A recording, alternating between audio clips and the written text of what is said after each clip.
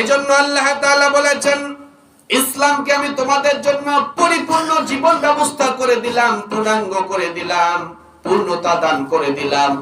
ইসলামের মধ্যে সবকিছু দিক নির্দেশনা রয়েছে। সুবহানাল্লাহ।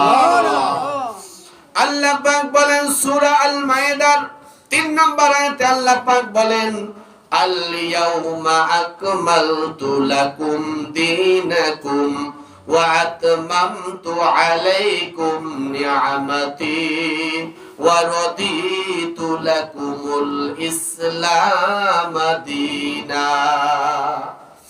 আল্লাহ তাআলা বলেন, আজ আমি তোমাদের জন্য জীবন ব্যবস্থাকে পরিপূর্ণ করে দিলাম, তোমাদের প্রতি আমার দেওয়া নিয়ামতকে পূর্ণ করে দিলাম। সুবহানাল্লাহ। আর মনোনীত করলাম তোমাদের জন্য তোমাদের জীবন বিধান হিসাবে দ্বীন ইসলাম।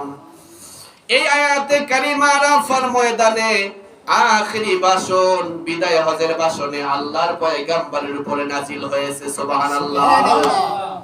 আল্লাহ তাআলা ওই দিন আল্লাহর পয়গম্বরের উপরে আয়াত নাজিল করে জানায় দিয়েছেন, তোমাদের জন্য জীবন ব্যবস্থাকে আমি পরিপূর্ণ করে দিলাম, আর আমার নাজিলকৃত ওহী কোরআনুল কারীমকে পরিপূর্ণ করে দিলাম। সুবহানাল্লাহ। কোরআনুল কারীম হচ্ছে আমাদের জন্য নিয়ামত। এজন্য আল্লাহ তাআলা বলেছেন, তোমাদের প্রতি আমার নিয়ামতকে পূর্ণ করে দিলাম।